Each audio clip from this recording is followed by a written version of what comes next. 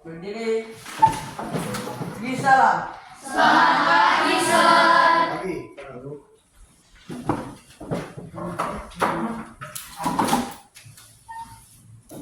Ya, apa kabar hari ini? Sehat semuanya? Siap. Siap belajar? Siap. Jadi, tapi sebelum kita mulai pelajaran, alangkah baiknya kita mengawali dengan Doa. yang berdoa siapa? Ya, kata.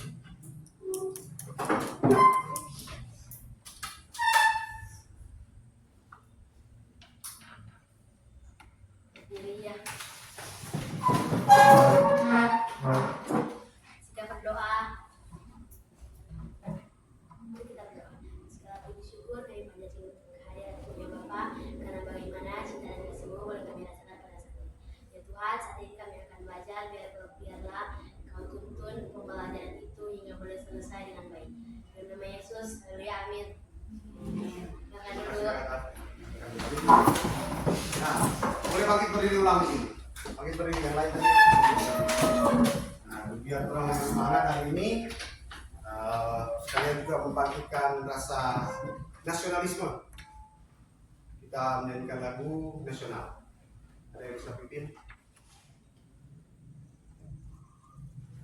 Apa? Ya, kita menyanyi satu nusa satu bangsa. Siap? Kita bila bersama satu nusa, satu bangsa, satu bahasa kita, tanah air pasti jaya untuk selama-lamanya. Indonesia pusaka, Indonesia tercinta, nusa bangsa dan bahasa kita rela bersama. Terus dulu semuanya.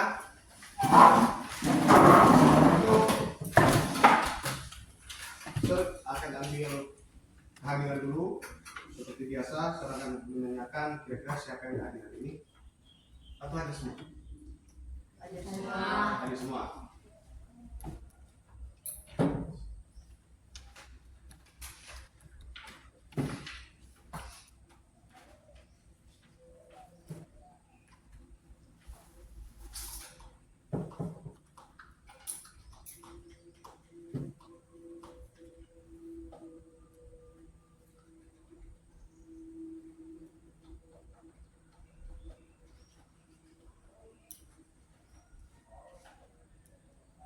Ya, jadi hadir semua ya. Oke, nah pembelajaran kita hari ini mengenai mata pelajaran yang baru, yaitu KKA. Ada yang pernah dengar? Nah, KKA ini adalah pembelajaran yang baru di tahun ajaran ini, yang kepanjangannya adalah Coding dan Kecerdasan Artifisial. Nah, kalau suruh bilang dari kepanjangan tentang coding dan kecerdasan artifisial, kira-kira sampai sini ada gambaran nggak? Seperti apakah ini KKA? Apa itu coding? Pernah dengar? Pernahkah kalian mendengar apa itu coding? Pernah? Pernahkah kalian mendengar istilah kecerdasan artifisial? Pernahkah? Sudah atau belum? Belum? Nah, sekarang yang punya handphone pribadi coba angkat tangan. Oh, hampir semua punya handphone pribadi. Oke, yang punya laptop di rumah angkat tangan. Yang punya internet di rumah, mungkin pasang wifi, punya isi kuota atau pasang wifi? Punya wifi di rumah. Berarti kan kalian sering mengarungi dunia maya, betul? Apa saja yang kalian lakukan ketika terkoneksi dengan internet? main game lagi, nonton. Yang lain mana tadi? Di Darren apa? Kalau merambah dunia maya, browsing ngapain? Nonton di YouTube. Yang lain? Ya, kurang lebih seperti itu aktivitas kita pada sekarang. Medsos, nggak pakai medsos? Apa media sosial apa yang kalian? Facebook pasti banyak. Sampai seluruh dunia itu pakai Facebook. Apa lagi? WhatsApp itu lebih ke kalau media sosial biasanya orang boleh berteman. Kalau WhatsApp kan harus pakai nomor telepon. Di WhatsApp itu punya bentuk yang lain lagi. Instagram itu bisa upload foto, berteman dengan orang, saling komentar tentang hasil upload kita dan seterusnya. Nah semua itu mulai dari aplikasi sampai dengan web, semua itu diprogram melalui proses pemrograman sehingga kalian boleh apa? Taruh nama, taruh foto, boleh tekan tombol apa ini begini. Like atau bahasa Indonesia apa aja? Suka. Boleh suka ketika orang upload foto. Itu semua adalah bagian dari pemrograman. Nah, coding ini bagian dari pemrograman itu sendiri. Jadi itu semua diprogram sedemikian rupa sehingga kalian bisa menikmati aplikasi atau fitur-fitur yang ada di website ataupun aplikasi. Sekarang, kalau kecerdasan artifisial seperti apa kayak? Kalau saya bilang lagi, pernah dengar istilah AI? AI itu apa? Coba boleh lihat. AI itu apa? Kalau kecerdasan artifisial mungkin nggak bicara kalau AI. Kan sekarang, tidak percaya itu. Bisa jadi itu AI. Nah apa itu? Contoh AI apa yang kalian tahu contoh AI? Ya? Apa? AI itu seperti apa? Ya?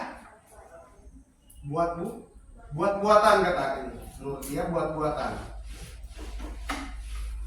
Buat-buatan apa yang dibuat? Apa yang dibuat ya? Foto mungkin. Jadi apa lagi? Tahu nggak kalau sekarang itu ada banyak yang menyediakan kecerdasan AI itu sehingga orang itu bisa menanyakan apa saja dan dia bisa memberikan bantuan jawaban. Pernah dengar ChatGPT enggak? Dia berfungsi apa? Kalau pernah dengar kira-kira berfungsi apa? Cari jawaban soal ujian. Apa? BR. Cari jawaban. Pernah dengar Gemini? Pernah? Apa lagi? Itu Gemini buat apa? Itu dan ChatGPT beda enggak atau sama? Dia berfungsi. Ya? Mirip ya? Kurang lebih mirip. Nah, jadi pembelajaran kita itu mengenai coding dan kecerdasan artifisial. Jadi akan fokus ke mulai dari pertama ini, berpikir komputasional, pengelolaan data dan penyusunan instruksi.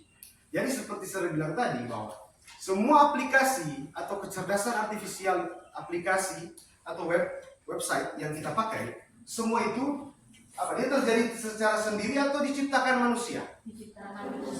Diciptakan manusia sehingga dia terlihat pinter, bisa sangat membantu. Kalau dulu mungkin awal-awal alat canggih tahun 80-an, 70-an itu apa yang canggih? Kalkulator bisa menghitung lebih cepat daripada manusia. Padahal cuma dengan program. Kemarin-kemarin akhirnya orang bisa merasakan laptop, ini iceberg, ada smartphone, sekarang disebutnya smartphone.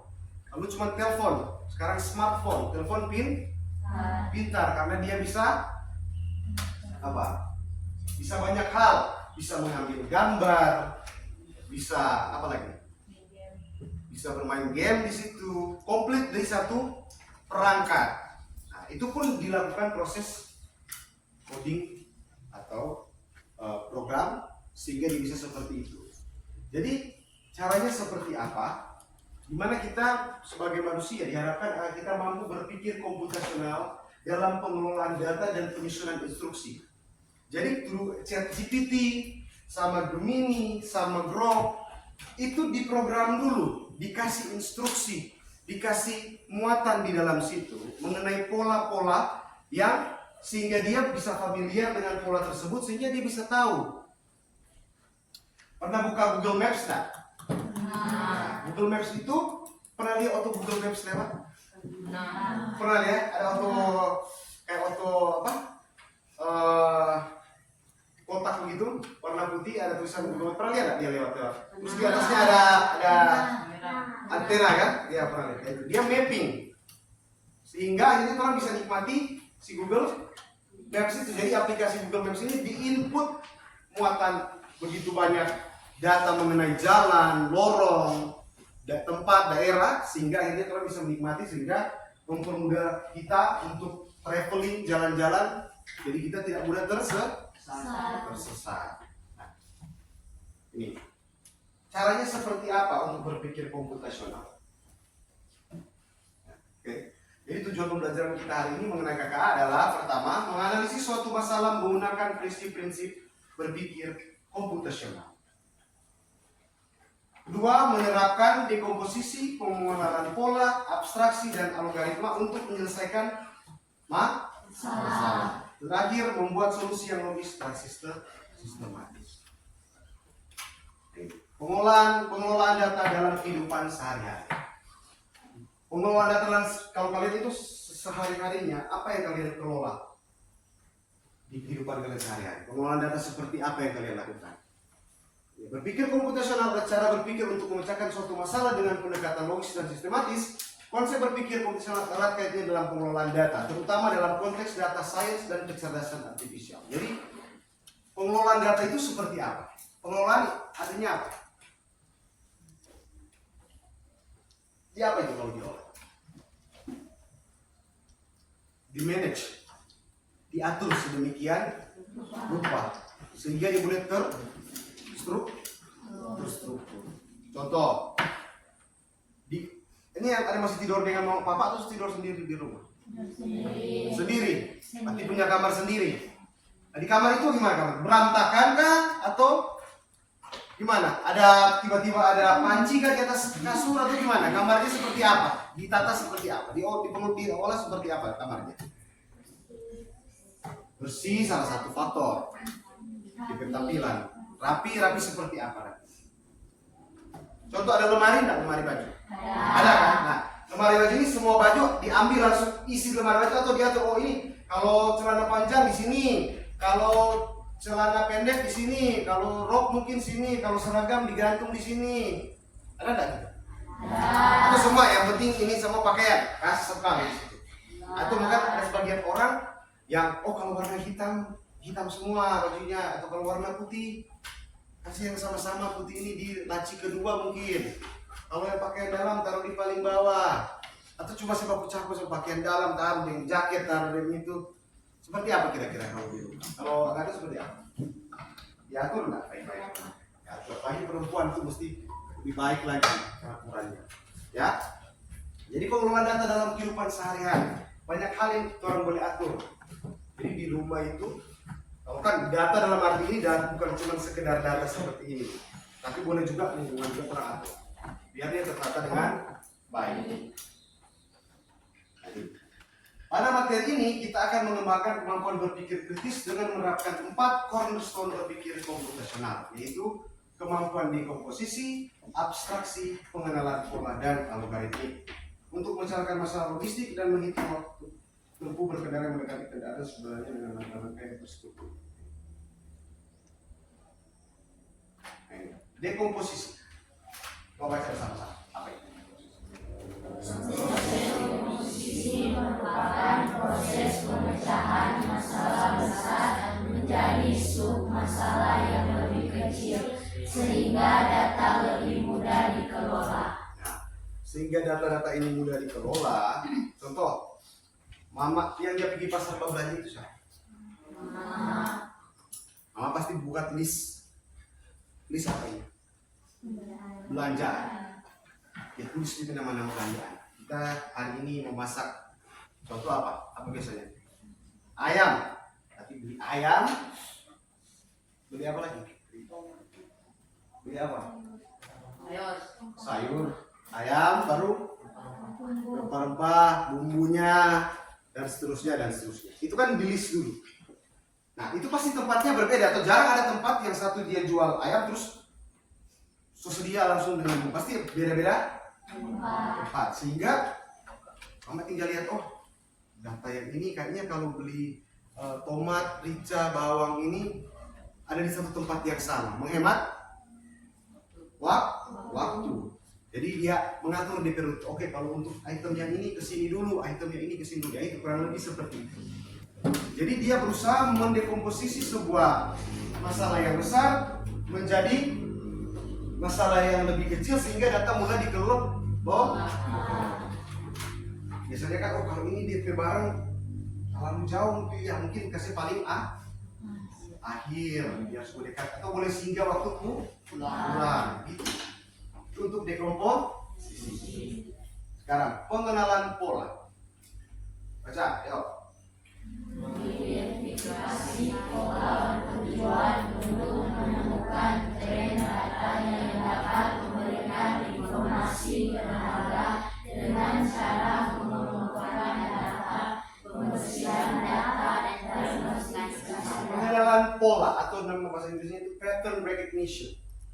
Untuk mengenali pola-pola yang ada.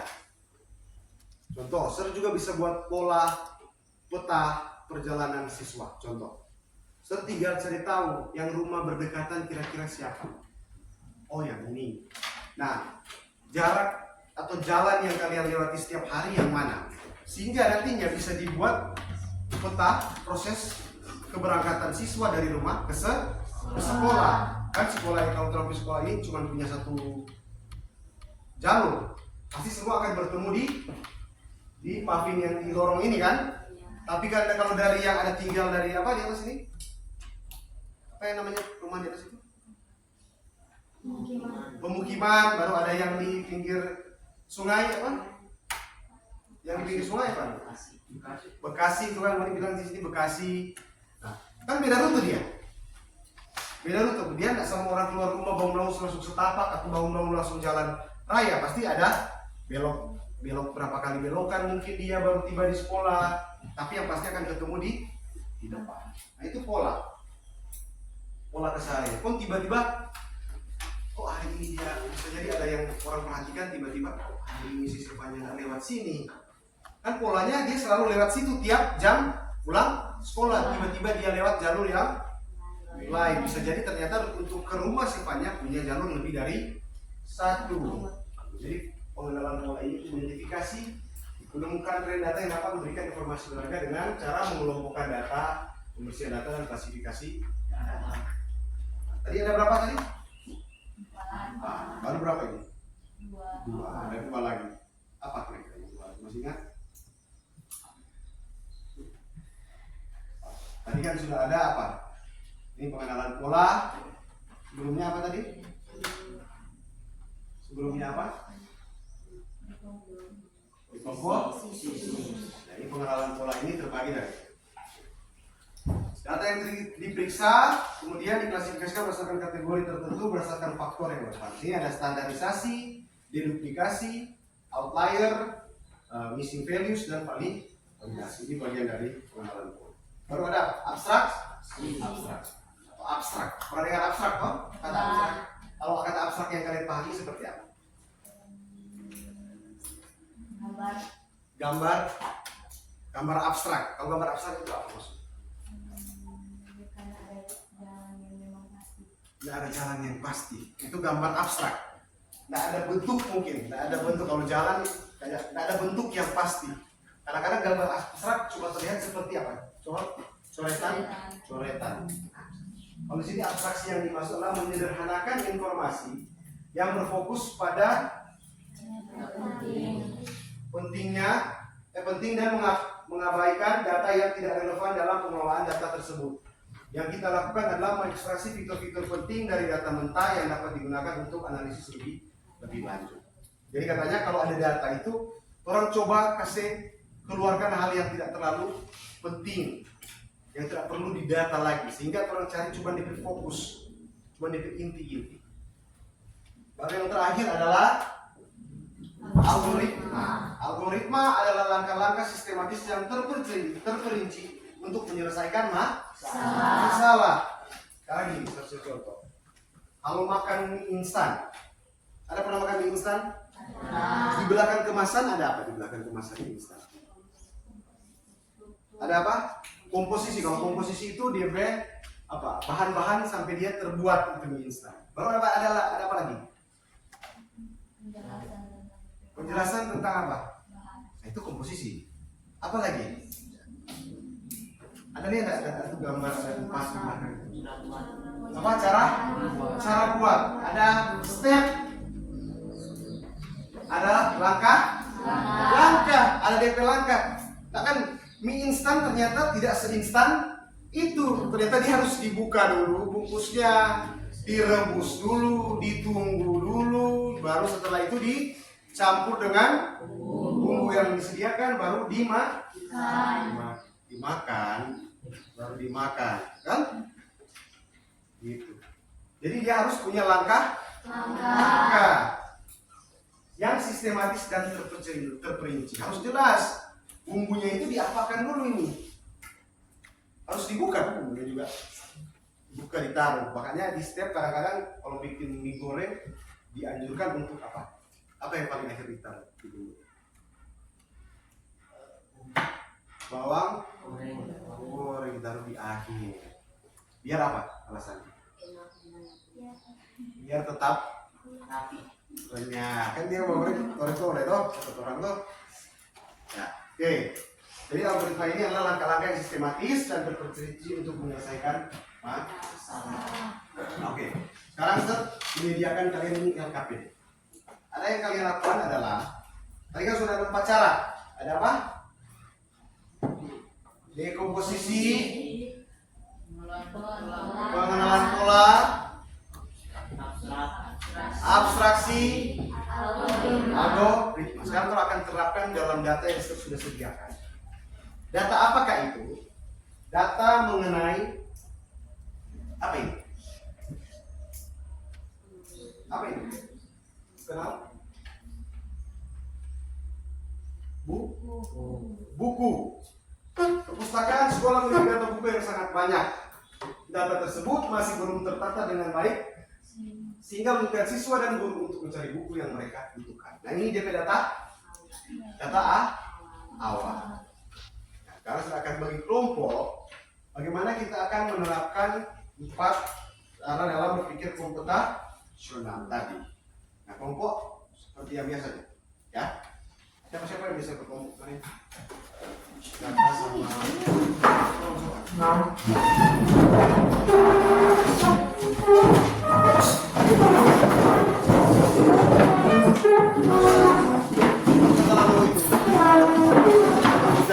maju saja.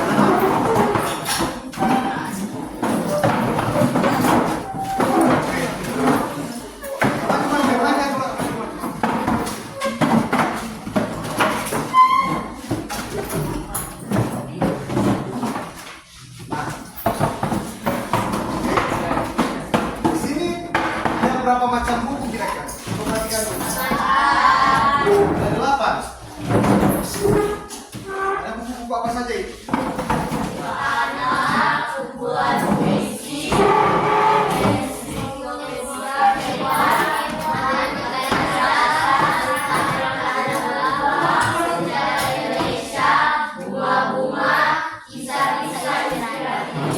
kisah-kisah inspiratif. Bentar ya.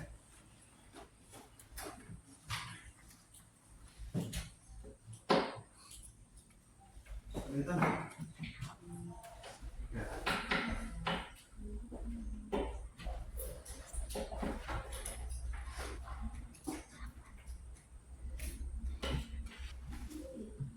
Kelihatan?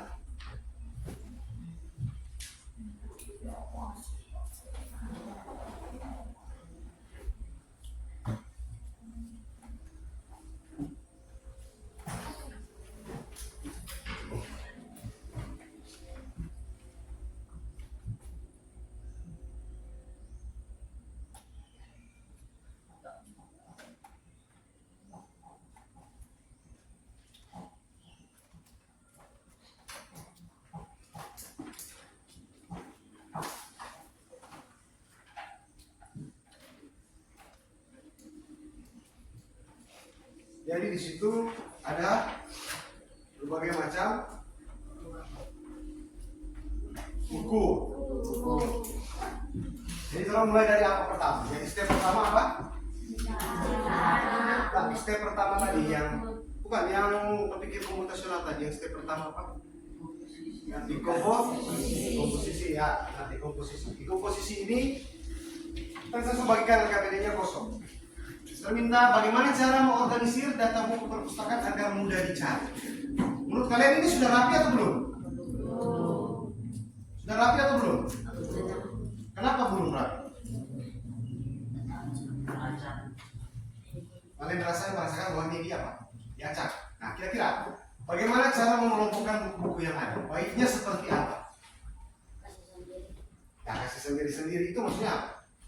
Kayak kan kalau melihat di perpustakaan biasanya kalau buku pelajaran di sini, mungkin kalau buku cerita di sini, kalau buku ini di sini kan ada apa? Ada row-nya masing-masing, ada bagian-bagiannya masing-masing. Nah, kalau untuk data ini baginya dibuat seperti apa? Jadi kalian mengklasifikasikannya berdasarkan pilihan kalian masing-masing secara kelompok.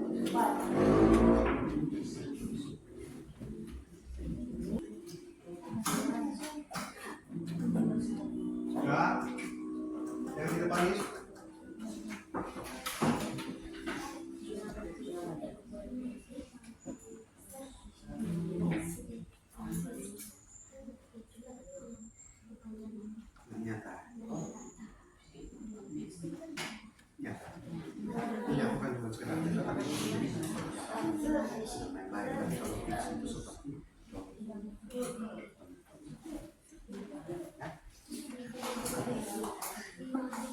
Berdasarkan apa? Tulis di bawah itu. Kalian berdasarkan ini kan bukan dari tahun di sini.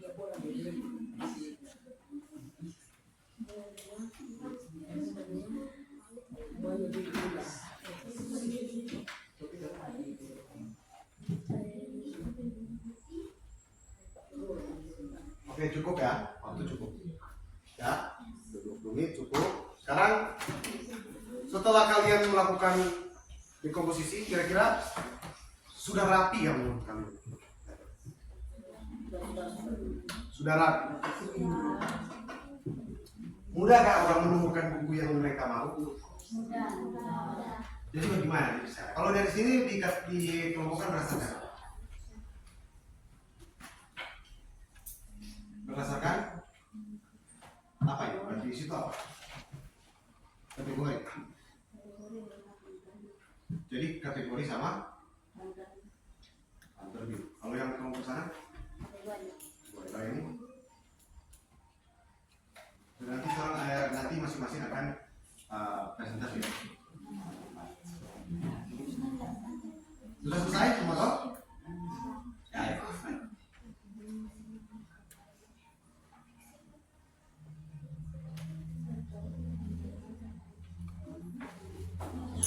Yang dari kelompok sana, Mbak Kata. Silakan jelaskan ke teman-teman kira-kira pola seperti apa yang kalian lihat dan pengelompokan seperti apa yang kalian lakukan pada buku-buku ini, data buku-buku berikut. Ayo.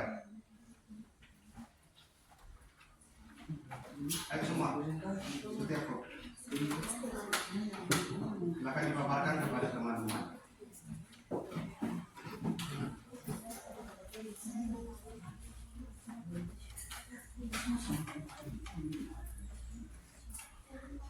Langsung saja.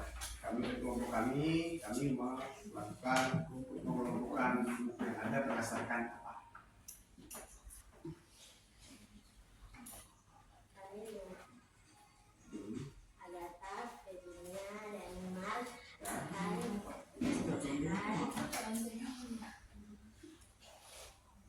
Hasil dari pengelompokan buku. Kalau dari hasil kelompok ini apa? Pengelompokan buku berdasarkan Terus jadi bukunya disusun berdasarkan kategori apa? Fiksi. Saya kasih sama-sama, baru non fiksi kasih sama-sama. Terima kasih, tepuk tangan. Oke, dua. Banyak. Kan pasti beda-beda cara pandang.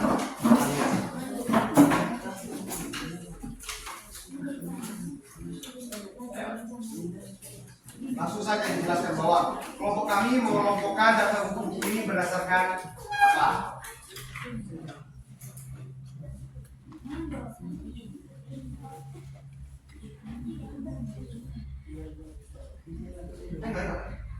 Dari kelompok Regina, Loli, Stefania.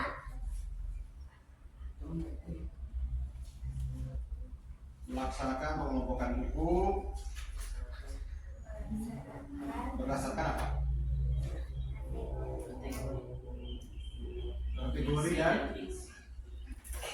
Kategori dan penulis. Jadi kategorinya dibuat fiksi dan non fiksi dipisah, baru penulisnya diapakan?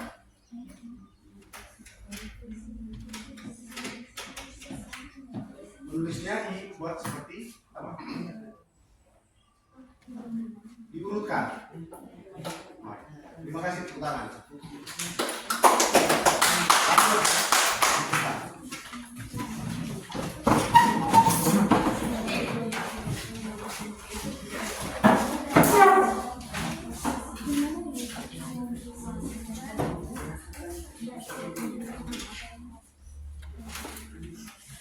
Kami dari kelompok Elia, Desta, Imelda.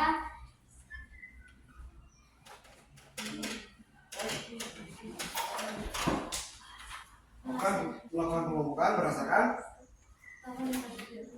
tahun terbit. Itu saja. Tapi diurutkan tahun terbit dari mana? Dari yang terbaru atau dari yang terlama? Dari terlama sampai terbaru. Oke. Puan. Ya, selanjutnya terakhir Suah.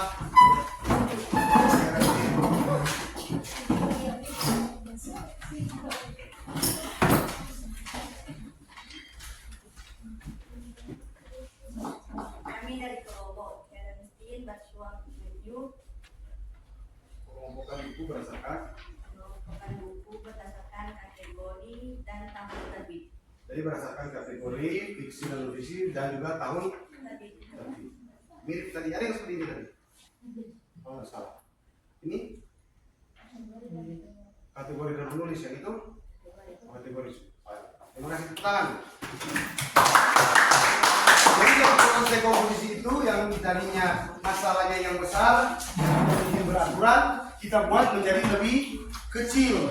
Jadi untuk saat ini kita sudah menemukan bahwa kita bisa lihat buku ini berdasarkan fiksi dan non fiksi dibagi. Jumlahnya ada 4 fiksi, ada 4 non fiksi.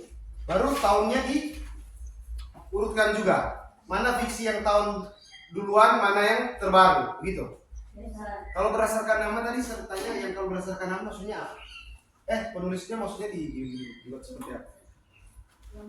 Oh, yang ini gimana? Jadi berdasarkan apa tadi? Kategori, baru ini penulisnya diurutkan berdasarkan apa? Oh, jadi berarti dengan judul buku juga. Oke, nah sekarang itu untuk dikomposisi. Karena kita sudah melihat bahwa ada pola di situ, ternyata ada hal-hal yang sama. Kenapa tidak ditaruh bersamaan saja hal-hal seperti itu? Nah, sekarang ke algoritma. Algoritma tadi apa penjelasannya? Membuat apa? Sudah jelaskan tuh instan tadi apa? Langkah.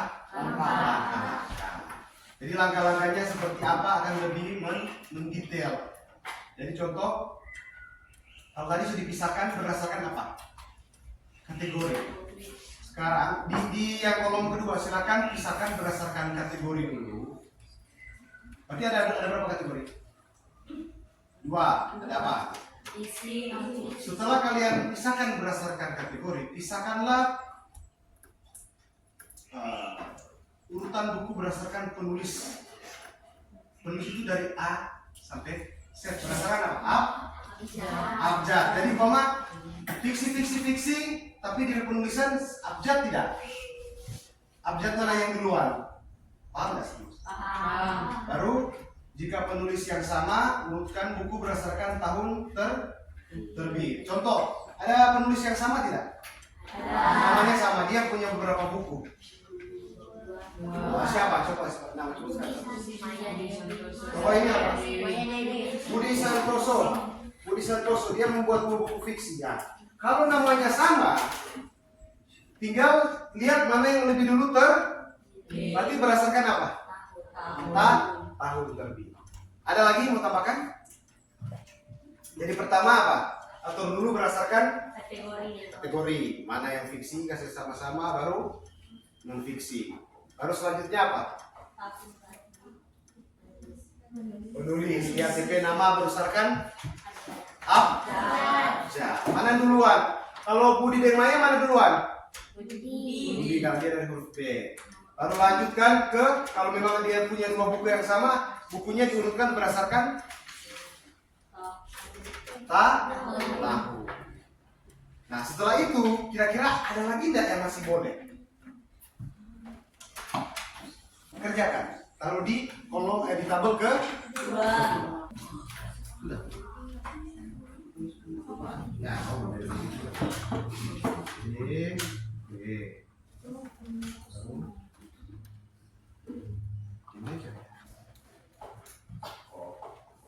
ada ini kalau Prof Rina sama Prof Bimo siapa duluan? Kalau Prof Bimo sama Prof Bimo, Prof Bimo karena namanya dari B. Itu walaupun dua-dua punya gelar Prof. Gitu.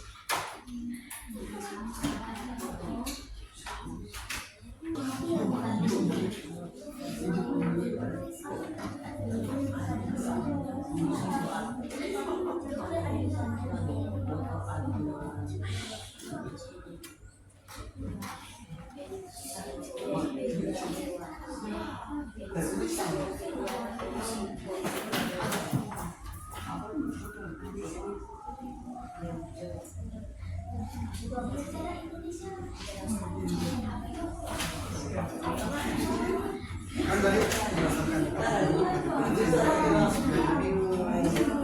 kategori banyak namanya ini kemudian kita sedang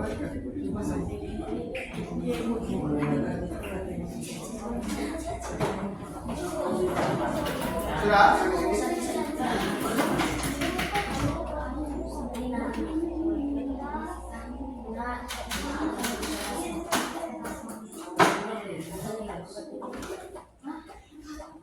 lagi kan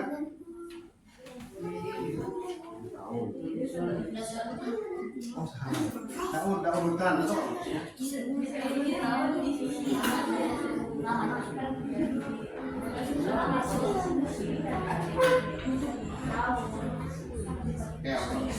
oke sudah ya ayo belum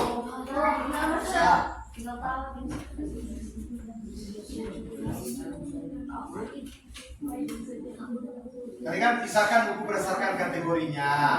Itu ada fiksi sama non fiksi. Baru di dalam setiap kategori urutkan buku berdasarkan penulis dari huruf A sampai Z, maksudnya secara abjad. Baru jika sudah, silakan penulis yang sama urutkan buku berdasarkan tahun terbit dari tahun terlama ke tahun yang terbaru.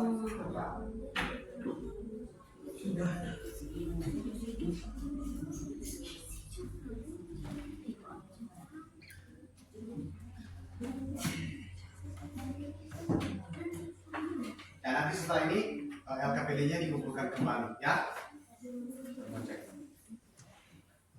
Oke. Nah, sudah yang sana? Yang ini sudah semuanya ini sudah?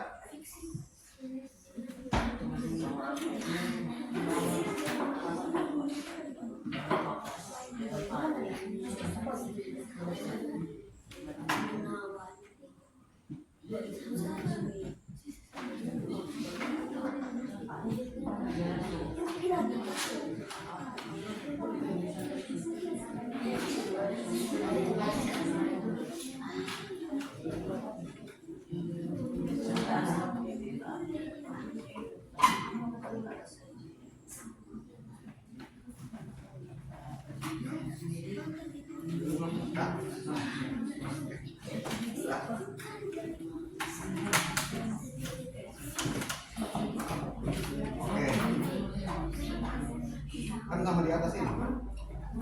Bisa bingung lihatnya seperti yang ini atau bisa di bawah? Hah? Bisa? Ya.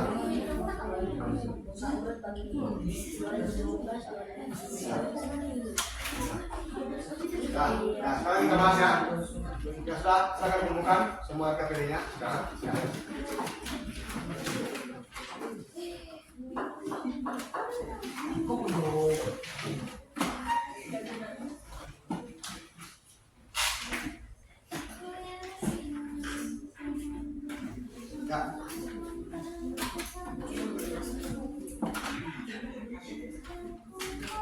Oh ada singkatan dulu ya. Ya.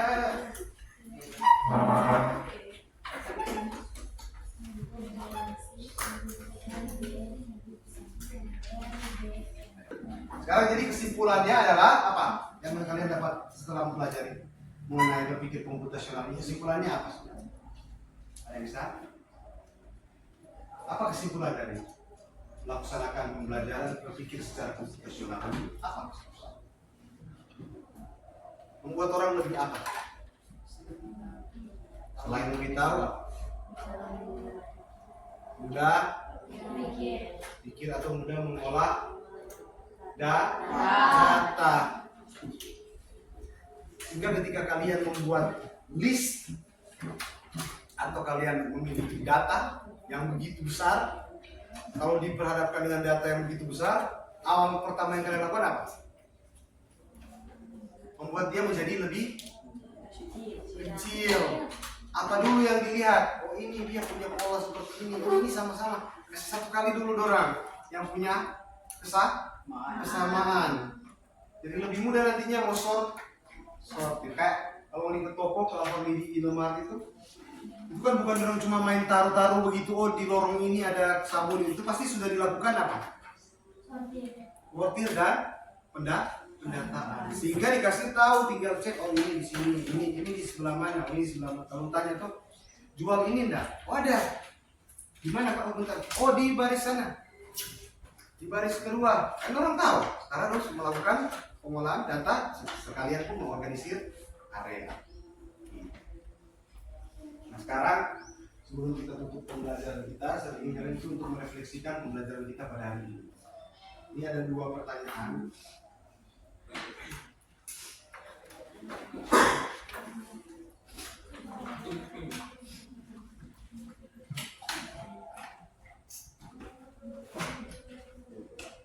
Silakan jawab, sediakan secari kertas, tulis jawab pertanyaan refleksi berikut. Menurut kelompok Anda, mengapa berpikir komputasional penting dalam kehidupan sehari-hari? Berikan contohnya. Yang nomor 2, apakah solusi yang Anda buat sudah optimal? Jika tidak, apa yang bisa diperbaiki? Apa tadi mungkin, kita pengen buat berdasarkan tahun. Kira-kira kalau cuma berdasarkan tahun sudah optimal tidak menurut kalian solusi yang kalian kemukakan sebelumnya? Ya, satu kertas, satu jawaban saja. Setiap kelompok kan ini pertanyaan menurut kelompok Anda. Berarti satu cari kertas setiap kelompok. Silakan diskusikan dengan teman-teman. Refleksi kelompok ini. Jadi jawabannya ada 2 sesuai kesepakatan itu. Nggak usah masuk-masuk.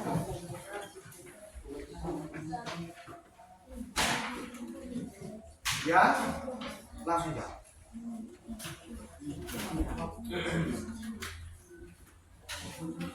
Jadi menurut kelompok Anda, mengapa berpikir komputasi penting dalam kehidupan sehari-hari? kalian berikan contoh. Kira-kira mau pakai di mana ini pelajaran secara mengolah data ini sama. Ketika mengatur apa, ketika menghitung apa, ketika mengurus apa, terpakai cara berpikir komputasional. Saya langsung menjawab. Ya.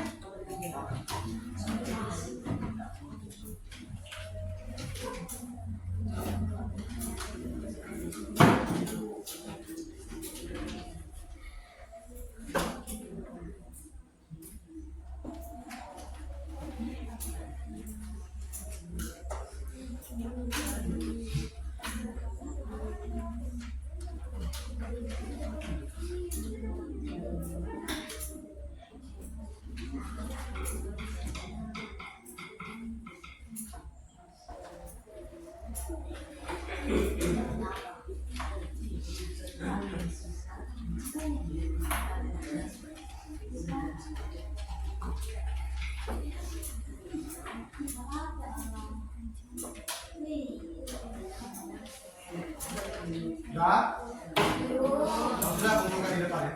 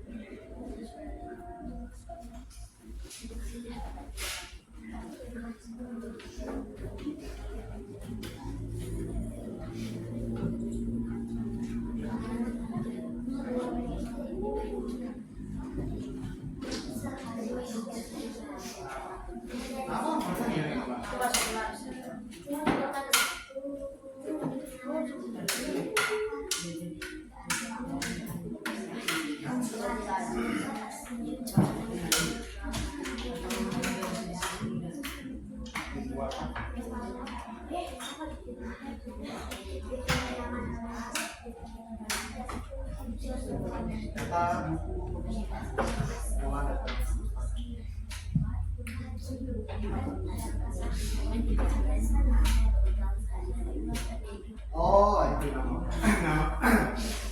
penulis, tahun terbit, kategori.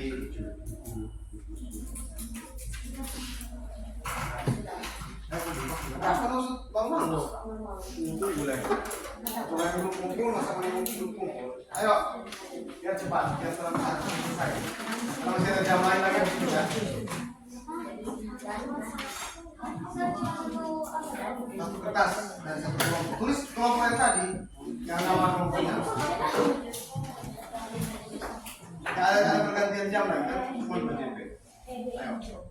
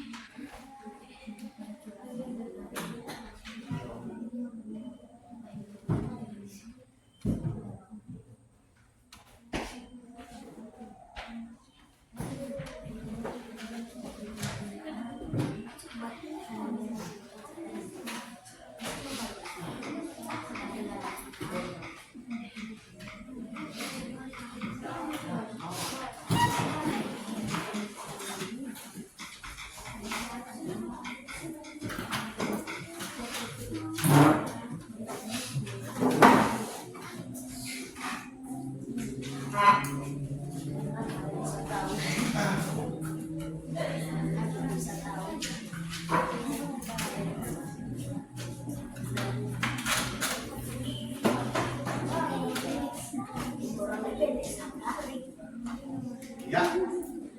Nah, jadi hari ini kita telah mempelajari materi dari mata pelajaran KA. Kita akan terbiasa lagi lebih ke depannya mengenai ini.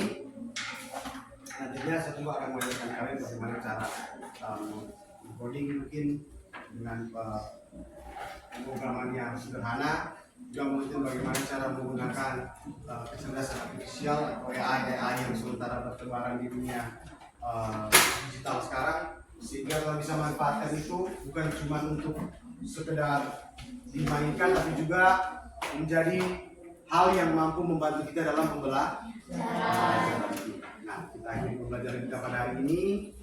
Karena kita sudah buka dengan doa, langkah baiknya kita sudah tutup dengan yang boleh doa tutup. Ayo, ada.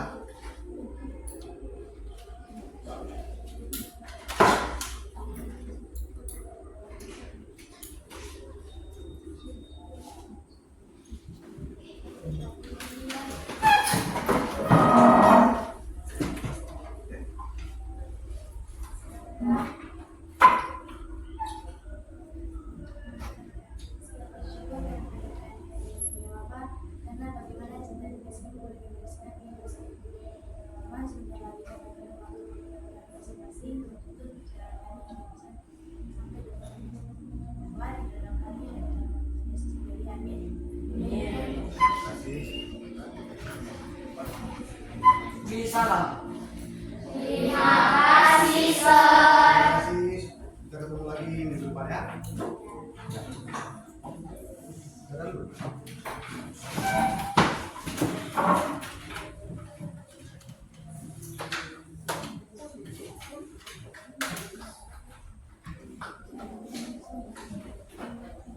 Bye. Bye.